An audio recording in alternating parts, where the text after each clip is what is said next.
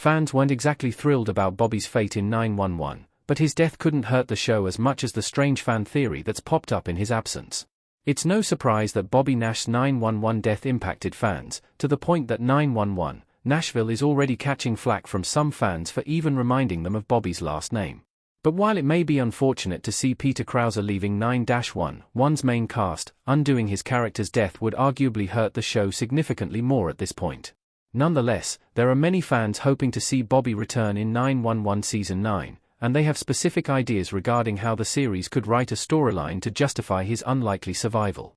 A popular 911 fan theory suggests Bobby Nash is alive in a government laboratory. Whether his prisoner changes between versions.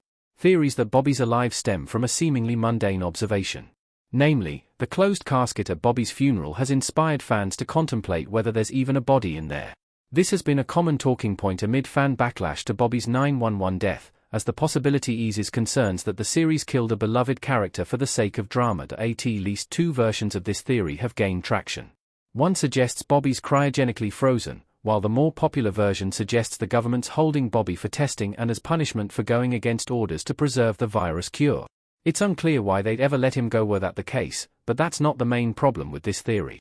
911 can't confirm the Bobby's alive theory without turning into the X-Files. The lone gunman's deaths resulted in a similar theory. The lone gunman in the X-Files Season 10.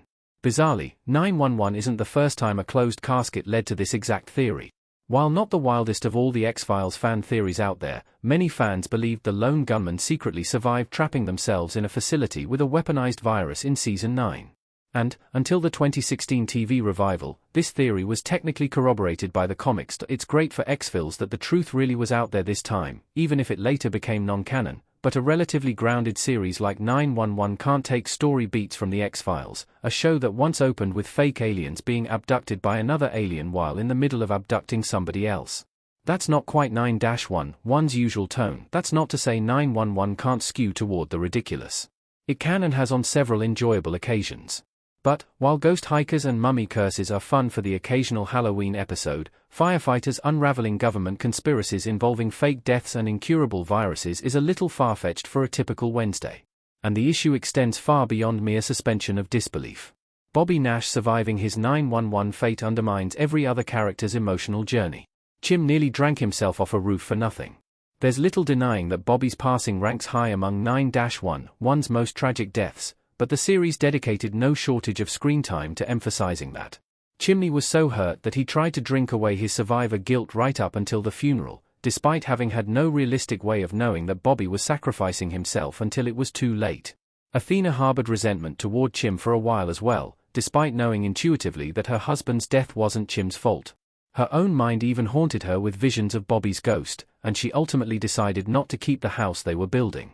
She practically only used the house at all because the blank walls made a good investigation board. These aren't the only consequential decisions made in the wake of Bobby's death. Hen had to decide whether she felt it would be right to replace Bobby as captain, and Eddie moved back from Texas at Chim's command. This resulted in Buck moving out on his own at a time when he was taking Bobby's death as hard as anyone. And these are just the main characters affected by losing Bobby.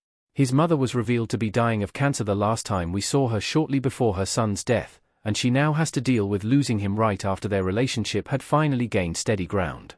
None of those emotional arcs matter if Bobby turns up alive. How 911 can still keep Bobby Nash alive without undoing his death?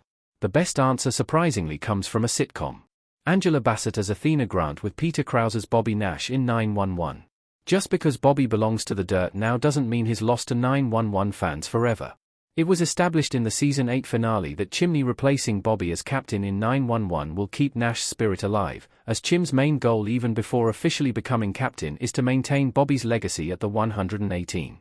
And that's worked for ABC before. When Roseanne lost its title character, her memory remained a significant focal point in just about every season of The Conners.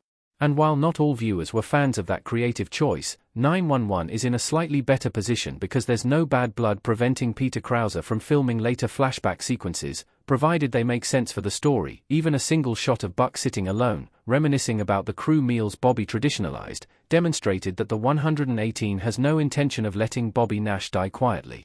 And, once 911 has moved past its grief storylines, Bobby's memory can evolve into a much happier one. Hopefully, that will make it slightly easier for fans to move on.